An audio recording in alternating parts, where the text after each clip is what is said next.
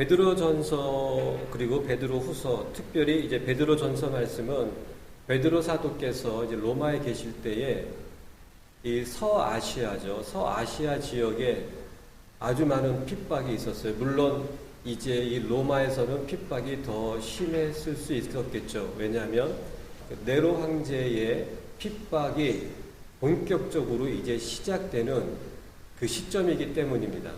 그래서 이 당시에 네로가 이 기독교를 박해하는 몇 가지 이유가 있었어요.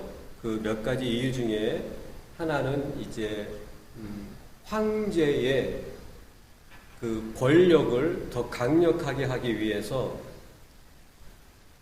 이 로마에는 황제가 하나여야 되는데 이 기독교인들은 네로를 로마 제국의 왕으로는 거부를 하지는 않지만 그렇다고 해서 네로를 황제로 부르지는 않는 거예요. 이게 헬라어로 황제가 이 큐리오스입니다. 큐리오스인데 근데 이 로마 사람들은 라틴어를 썼기 때문에 황제의 칭호가 도메니우스인데 기독교인들에게는 주, 황제라는 것이 주예요, 주. 주님, 그런 뜻인데 기독교에서는 큐리오스는 오직 한 분뿐인 거예요. 네로가 아니고 예수 그리스도. 이제는 기독교인들에게 이제 이렇게 색출을 하기 시작합니다. 심지어는 이제 로마 군 병사들을 보내서 이렇게 기독교인들을 색출을 합니다. 어떻게 하냐면 그 시장 어귀라든지 광장 어귀에 가면은 대로변인데 그 길을 앞뒤로 다 차단을 합니다. 그래서 사람들이 지나갈 때에 이렇게 고백을 하게 합니다. 시저 도메니우스 데우스. 이게 무슨 뜻이냐면 로마 황제가 주님이며 하나님이다. 이렇게 고백하게 하는 거예요. 그래서 거기에다가 이제 분향단을 만들어 놓습니다. 그렇게 고백하게 하고 시저 황제, 로마 황제 시저를 향하여서 이제 분향을 하게 하고 지나가게 하는 거예요. 일반 예수를 믿지 않거나 혹은 다른 우상 숭배를 하는 자들에게 있어서 시저를 황제로 호칭하는 것, 도메니우스, 큐리오스로 호칭하는 것은 별 문제가 없어요. 왜? 그들은 범신론이기 때문에 이 신이 더 복을 준다고 그러면 쫓아가서 또 그 신을 섬기고 또 이 신이 더 누구누구에게 복을 줬다고 그러면 꼭 그 신에게도 가가지고서 분향을 하고 그러면 황제에게도 분향하는 그것이 별 문제가 없어요. 자연스러운 것입니다. 하지만 기독교인에게는 그것이 허용이 안 되는 거예요.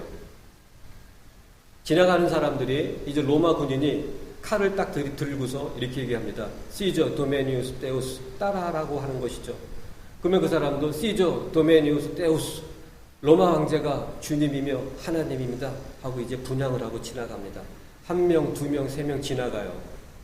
그런데 어떠한 사람의 이 순서가 됐는데 그 사람의 표정에 너무나도 아주 결연한 그 모습이 느껴집니다.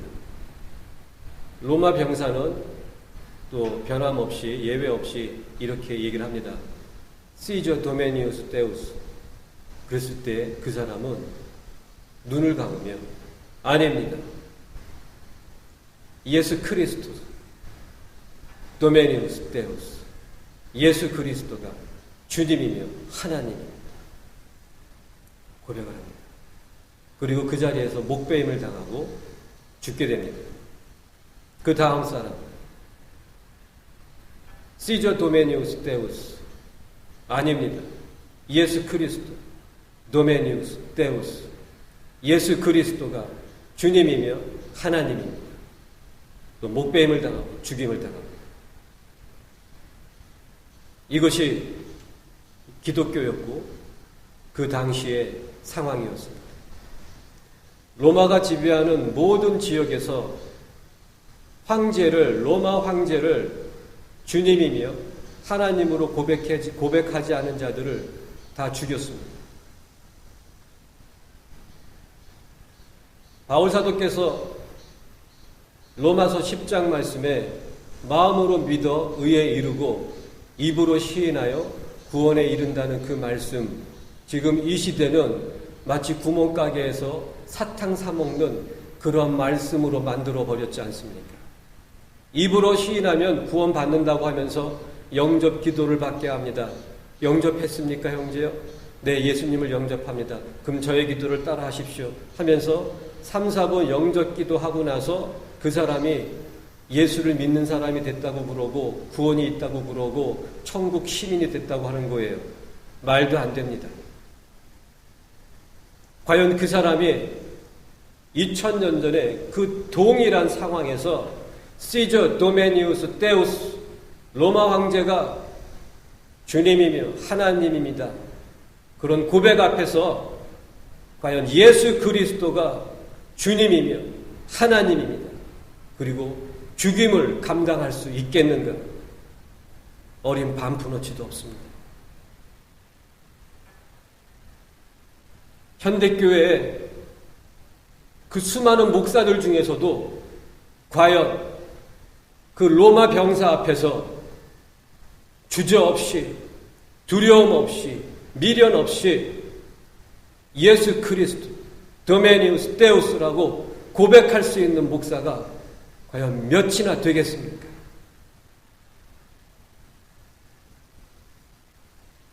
구원은 그 죽음 앞에서 예수를 증거하는 것, 그것이 구원받는 믿음입니다. 세상 유혹 앞에서 그것을 포기할 수 있는, 언제든지 그런 상황이 닥쳤을 때에 포기할 수 있는 나의 소유, 나의 생명, 나의 자식, 나의 부모, 나의 아내, 예수를 위하여 그런 상황이 닥쳤을 때에 주저없이, 미련 없이, 두려움 없이 포기할 수 있는 그 믿음이 구원받는 믿음입니다.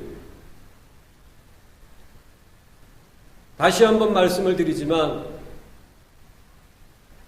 현대 교회는 그 구원과 그 믿음과 입으로 시인하는 그 고백을 구멍가게에서 사탕 사 먹는 것처럼 만들어 버렸어요.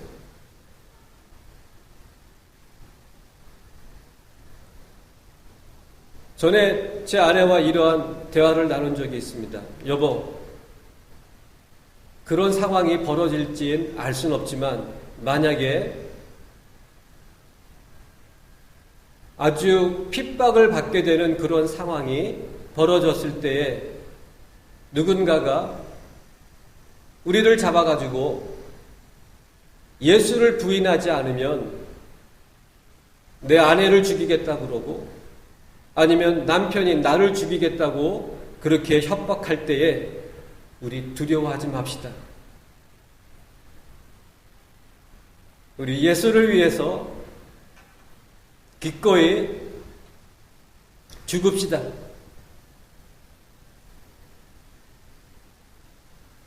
아내를 살리기 위해서 예수를 부인하는 것 있을 수 없습니다. 남편을 살리기 위해서 예수를 부인하는 것 있을 수 없습니다. 자식을 살리기 위해서 예수를 부인하는 것 있을 수 없습니다. 그래서 저와 제 아내는 이미 서로 동일할 것도 없어요. 마음이 하나이기 때문에 그런 상황이 만약 벌어진다면 우리 주님을 위해서 기뻐하며 죽읍시다. 물론 그런 일이 벌어질지 안 벌어질지는 알 수는 없지만 물론 또 그 상황이 닥쳐봐야 알겠지만 그런 상황이 벌어진다 할지라도 우리 마음에는 기쁨이 있어요. 주님을 위해서 생명을 바칠 수 있는 기회를 주심에 감사합니다. 바로 이 지금 베드로 사도께서 이 서신을 쓰실 때의 그 상황이 이런 상황입니다. 목숨을 걸고 예수를 증거하는 그러한 상황이었어요. 너무나 많은 핍박 속에서 성도들이 고난을 당하고 어려움을 당했기 때문에 베드로 사도께서 그들을 격려하기 위해서 이 서신을 보내신 것입니다. 6절 말씀해 보게 되면 그러므로 이렇게 나와 있어요. 너희들이 그러므로란 이 말씀은 앞에 있는 설명에 대해서 그렇기 때문에 그것입니다. 앞에 있는 설명의 그 핵심은 무엇이냐면 구원에 대해서 말씀하셨어요. 5절 말씀해 보게 되면 너희가 말세에 나타내기로 예비하신 구원을 얻기 위하여 믿음으로 말미암아 하나님의 능력으로 보호하심을 입었느니라. 이 성경 말씀을 이 개역 성경인데 이거 좀 번역이 좀 부족합니다. 이 5절 말씀을 원문 성경 그대로 직역을 하면 좀 이렇게 되어야만 합니다. 뭐냐면 말세에 나타내기로 예비하신 구원을 얻기 위하여 구원에 이제 이르도록 그리고 믿음으로 말미암아 믿음 안에서 이렇게 돼야 돼요. 믿음 안에서 하나님의 능력으로 보호를 받고 있느니라 이렇게 직역을 해야만 합니다. 그러니까 개역성경에서 좀 제가 이렇게 변화를 주고 싶은 부분은 그거예요. 하나님의 능력으로 보호하심을 입었나니 이것이 이해를 좀 부족하게 합니다. 이렇게 번역을 하시기 바랍니다. 하나님의 능력으로 보호받고 있느니라. 현재 진행형이에요. 하나님의 능력으로 보호받고 있느니라. 어제도 하나님의 능력으로 보호받았고 그리고 오늘도 하나님의 능력으로 보호받고 있으며 그리고 내일도 하나님의 능력으로 보호받고 있게 될 것이다.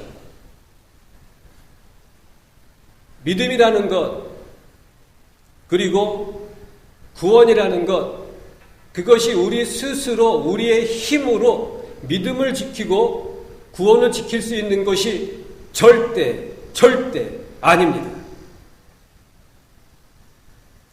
하나님의 능력이 우리를 보호하고 계시기 때문에 믿음을 지키고 구원을 지킬 수 있는 것입니다. 바울 사도께서는 그 고린도전서 말씀해 보게 되면 사람이 감당할 시험밖에 너희에게 당한 것이 없느니 하나님은 미쁘사 너희가 감당치 못할 시험을 허락지 아니하시고 또한 시험 받을 그 시험을 당할 때에 피할 길을 내사 능히 너희로 감당케 하시느니라. 하나님께서는 우리가 감당할 만큼의 시험과 고난과 환난을 허락하십니다. 저는 이런 것을 생각했던 적이 있었어요. 하나님, 그냥 고난 없이 어려움 없이 그냥 구원에 이르도록 지켜주시면 안 되겠습니까? 왜 그렇게 안 하시고 굳이 이렇게 고난을 당하게 하십니까? 그것이 비록 감당할 만큼일지라도 말이죠. 나의 믿음의 분량이 여기에서 믿음에 이른다고 하신 그 말씀과 같이 믿음에서 더 깊은 믿음으로 자라나가는 그것이 무엇을 통해서냐면 고난과 환난과 어려움을 통해서입니다. 우리는 형통함을 통해서 자랄 수도 있겠지만 그렇지 않아요. 고난과 어려움을 통해서 그 고난 중에서 그 어려움 중에서도 예수를 기뻐하고 있는가? 예수에게 불평하는 것이 아니고 주님, 어떻게 이럴 수 있습니까? 제가 그래도 11조 빼먹은 적이 있습니까? 주일 성수 제가 빼먹은 적이 있습니까? 교회에서 봉사하는 것 제가 소홀히 한 적이 있습니까? 그런데 어떻게 이렇게 그 일이 막히게 만드십니까? 일이 잘 될 때는 감사하고 일이 잘 안 풀리면은 주님 앞에 불평, 불만을 쏟아내는 그 사람의 그 신앙이, 믿음이 자랄 수 있겠습니까? 그 믿음은 짚고 넘어가길 원합니다. 구원에 이를 수 없는 믿음이에요. 정말 내 안에 구원이 있는가?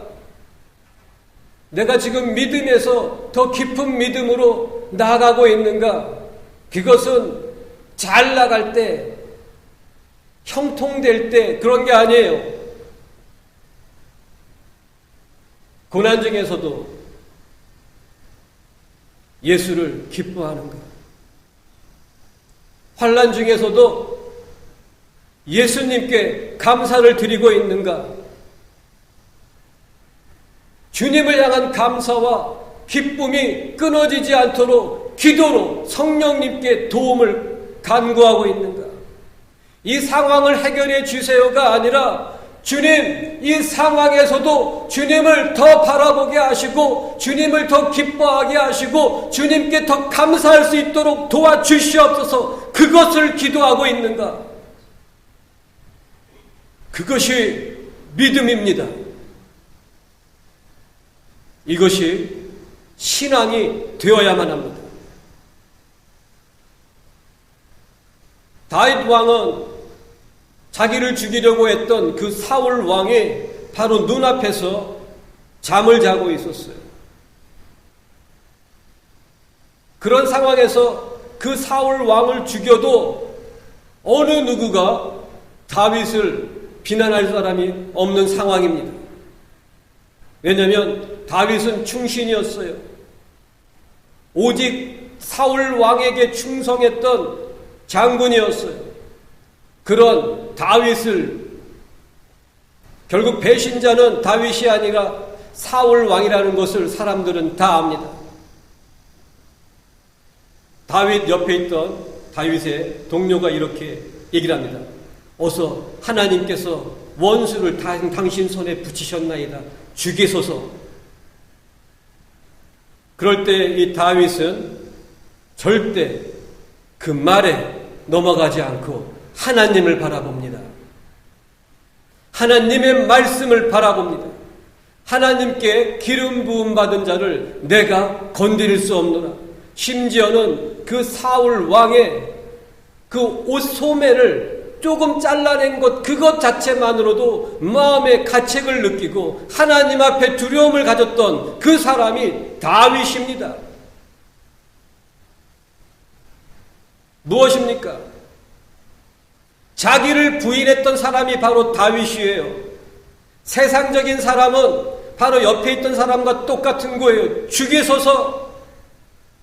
마치 이렇게 얘기하지 않습니까? 하나님께서 당신에게 복을 주셨습니다처럼 얘기하지 않습니까? 하나님께서 당신의 원수를 당신 손에 붙이셨나이다.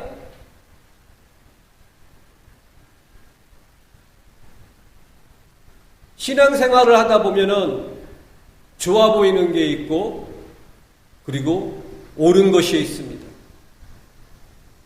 그 상황에서 사울 왕을 죽이는 것 좋아 보이는 거예요.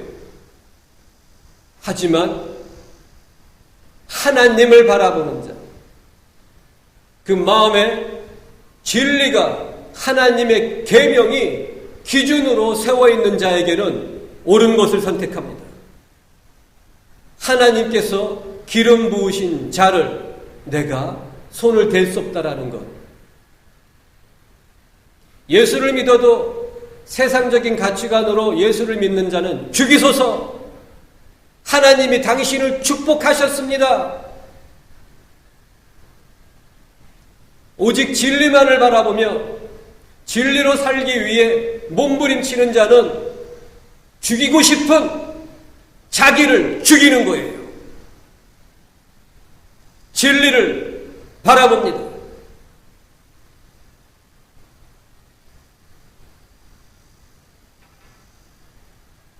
구원, 믿음, 하나님께서 보호해 주시고 계시기 때문에 지킬 수 있는 것입니다.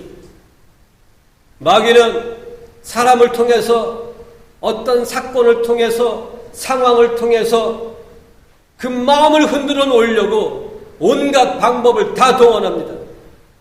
견뎌낼 사람이 있겠습니까? 없습니다. 욥을 보십시오. 자신의 모든 소유를 다 잃어버리고 자신의 그 10자녀가 다 죽임을 당하고, 그럴 때에도 그는 하나님께 원망하지 않았습니다. 이제는 또 사탄이 그의 몸을 쳤을 때에 기왓장으로 자신의 몸을 박박 긁을 정도로 간지러움과 고통이 온몸을 뒤덮었음에도 그는 하나님을 원망하지 않습니다. 그의 아내가 이렇게 말합니다. 당신의 하나님을 저주하고 죽으라. 그러면서 그 아내는 욥을 떠나갑니다.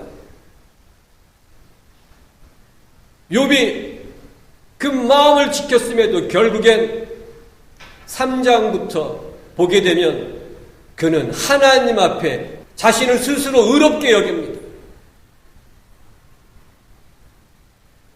40장에 보게 되면 하나님께서 욥에게 이렇게 말씀하는 그 구절이 있어요.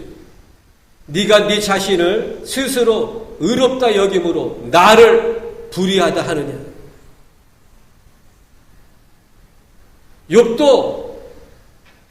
그러한 욥도 결국 하나님이 지켜주시지 않으니까 자기 의로 하나님 앞에 자기를 높이며 하나님을 불의하다고 하는 것입니다.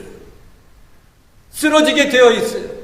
믿음 송두리째 빼앗기게 되어 있어요. 구원 빼앗기게 되어 있어요. 하나님께서 능력으로 보호하고 계십니다. 하나님께서 능력으로 보호하시는 그 우리의 믿음이라는 것은 큰 것도 아니에요. 주님이 보시기에, 하나님이 보시기에는 겨자씨만큼도 안 되는 믿음이에요. 무엇입니까? 진리로 살기 위해서 몸부림치는 거예요. 진리 앞에서 두렵고 떨림이 있으며 동시에 그 진리가 한없이 기쁨이 되고 그 진리를 더 열망하고 그 믿음 안에서 하나님께서 능력으로 우리의 믿음과 우리의 구원을 보호하고 계시는 것입니다.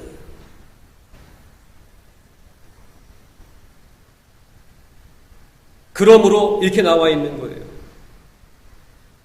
너희가 이제 여러 가지 시험을 인하여 잠깐 근심하게 되지 않을 수 없었으나 오히려 크게 기뻐하도다. 이것입니다. 자, 하나님께서 능력으로 너희의 믿음과 구원을 보호하고 계신다. 너희들을 향해서 하나님께서 예비하신 그 구원은 무엇이냐 하면 바로 앞서 있는 그 4절 말씀에 썩지 않고 더럽지 않고 쇠하지 않는 기업을 너희에게 있게 하심이니 이는 우리를 위하여 하늘에 간직한 것이라. 이 구원을 통하여서 하나님께서 우리를 위하여 예비하신 것은 땅에 있는 것이 아니고 하늘에 있는 것입니다. 그 하늘에 있는 그것은 썩지 않습니다. 더럽지 않습니다. 쇠하지 않습니다.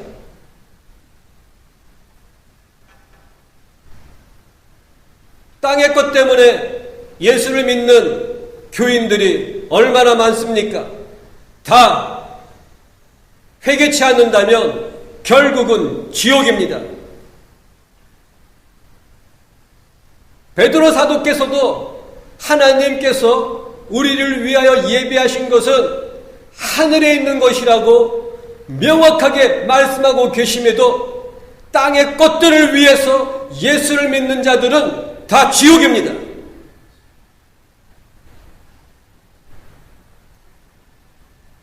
바울 사도께서는 골로새서 3장 말씀에 이렇게 우리에게 경고하고 계십니다. 위의 것을 생각하며 땅의 것을 생각하지 말라. 그리고 이렇게 말씀하고 계시죠. 땅의 지체를 죽이라. 이 땅의 것들을 원하는 생각, 이 세상 것들을 원하는 너를 죽이라고 말씀하고 계시는 거예요. 우리의 속사람은 하나님의 법을 즐거워하고 우리의 속사람은 하늘의 것을 원합니다. 하지만 옛사람은, 육신에 속한 사람은, 혼에 속한 사람은 세상 것을 원합니다. 왜냐하면 마귀에 의해서 세상 것으로 인해서 만들어졌기 때문입니다.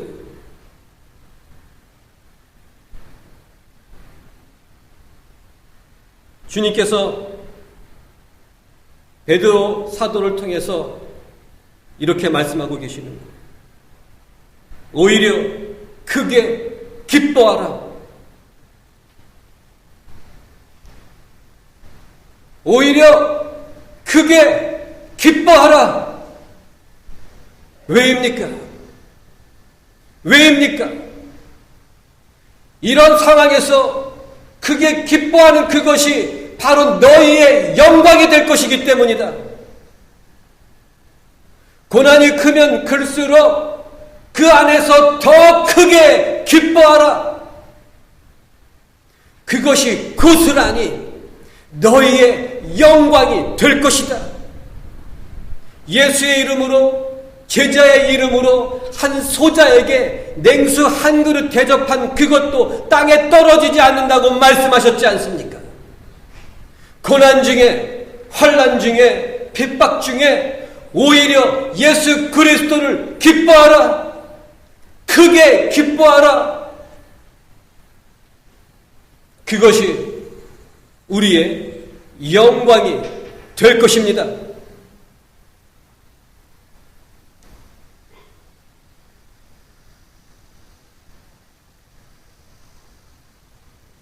많은 사람들이 세상에서 호화스럽게 보이는 것들을 보면서 그렇게 사는 것이 행복일 것이라고 생각을 합니다.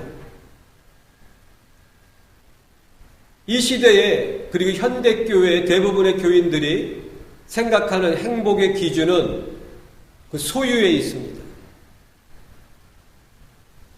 예수님 잘 믿었더니 사업이 번창해가지고서 이렇게 큰 집에서 좋은 차에 그런 것들이, 즉 소유가 행복의 그리고 축복의 기준이 되었어요.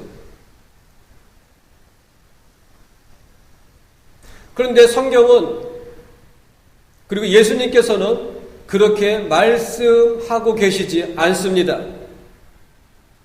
생명이 소유의 넉넉함에 있지 않다고 말씀하고 계시죠. 도대체 예수를 믿는다고 하는데 예수님께서 하신 말씀의 기준과 그들의 기준이 왜 다를까요?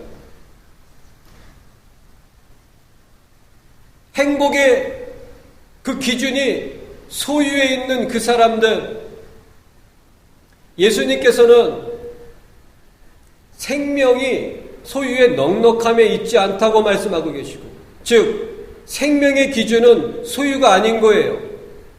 행복의 기준도 소유가 아닌 거예요. 그런데 현대 교인들의 대부분은 행복의 기준이, 축복의 기준이 소유가 되어버렸어요.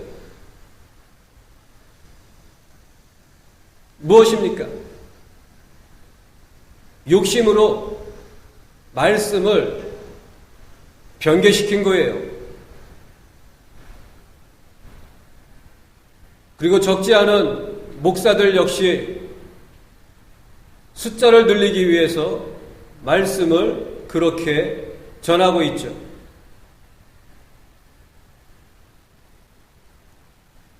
그런 사람들이 고난이 닥쳤을 때에 예수를 끝까지 붙잡을 수 있겠습니까? 대부분이 욥을 떠났던 그 욥의 아내와 같이 예수를 저주하고 떠날 것입니다. 베드로도 예수님의 제자로서 분명히 누가복음 22장에 보게 되면 내 믿음이 떨어지지 않도록 내가 기도하였느니라 예수님께서 베드로에게 믿음이 있다고 분명히 말씀하고 계십니다. 그런데 그 베드로가 예수님을 부인하고 두 번째도 부인하고 세 번째에는 저주하고 부인합니다. 자기 생명을 지키기 위해서 예수를 저주하고 버립니다. 믿음이 있어요.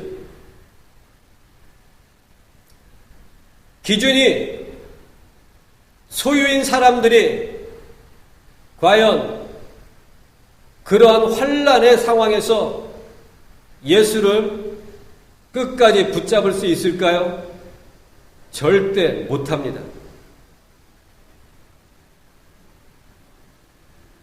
7년 대환란에 들어가게 될 때에 과연 그러한 자들이 예수를 위해서 생명을 내어놓을 수 있을까요? 절대 안 됩니다. 지금 안 되면 그때 가서 될까요? 어렵습니다. 거의 안 됩니다. 왜냐하면 7년 대환란 때가 되면 지금과는 비교할 수 없는 세상이 되기 때문입니다. 폭력은 더 가득 찰 것이고 음란함도 더 심해질 것이고 미혹이 더 거세게 사람들의 생각을 다 지배하게 될 것이기 때문입니다. 내가 남게 된다면 그때 가서 꼭 순교를 해야지, 지금 순교할 수 있는 그 믿음이 아니라면 그때 가서 글쎄요.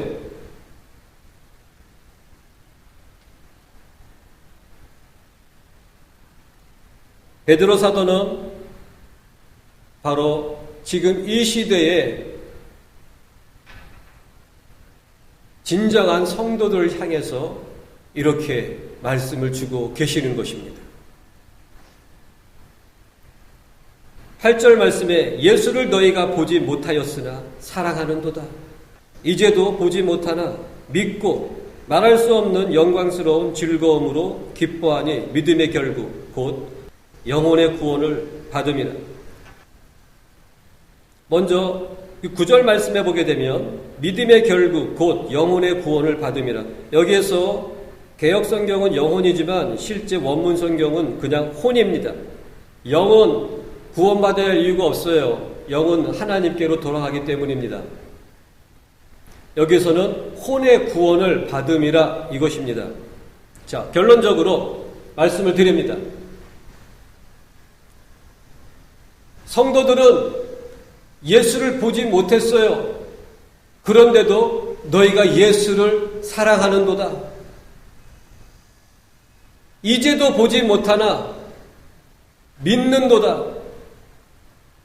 말할 수 없는 영광스러운 즐거움으로 기뻐하는도다.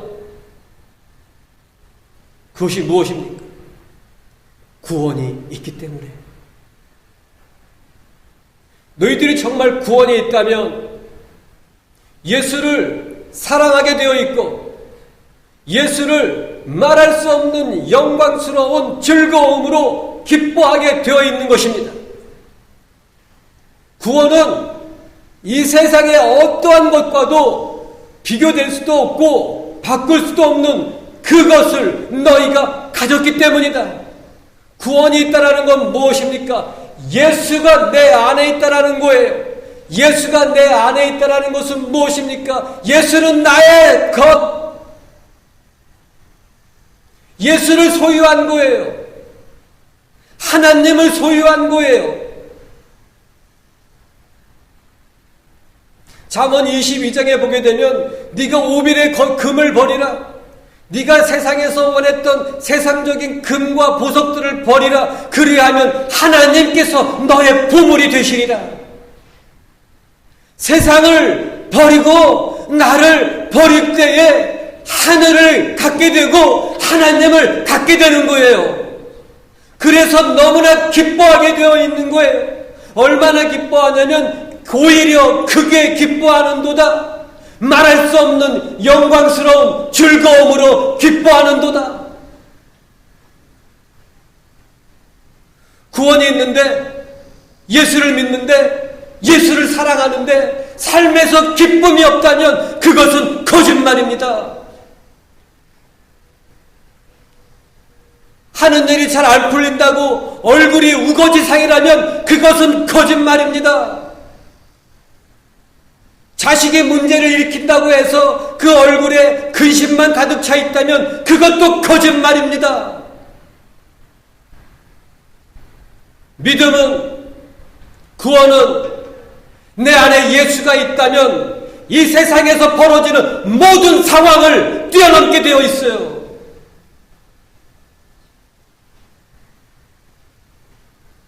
상황에 그의 생각과 그의 감정과 그의 삶과 그의 태도가 흔들린다면 그 사람의 생각과 그 사람의 마음의 주인은 예수가 아니고 진리가 아니고 세상인 거예요.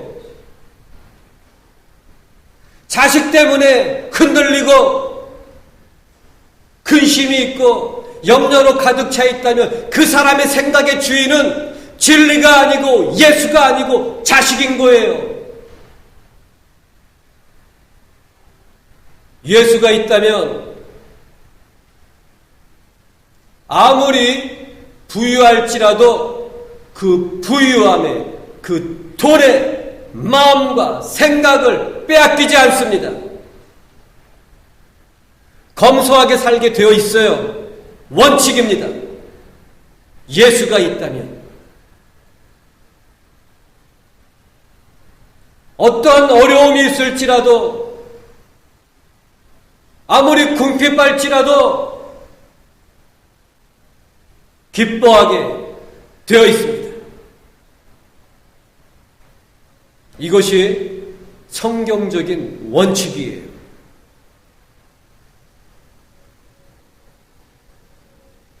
오늘은 여기까지 하도록 하겠습니다. 기도하겠습니다.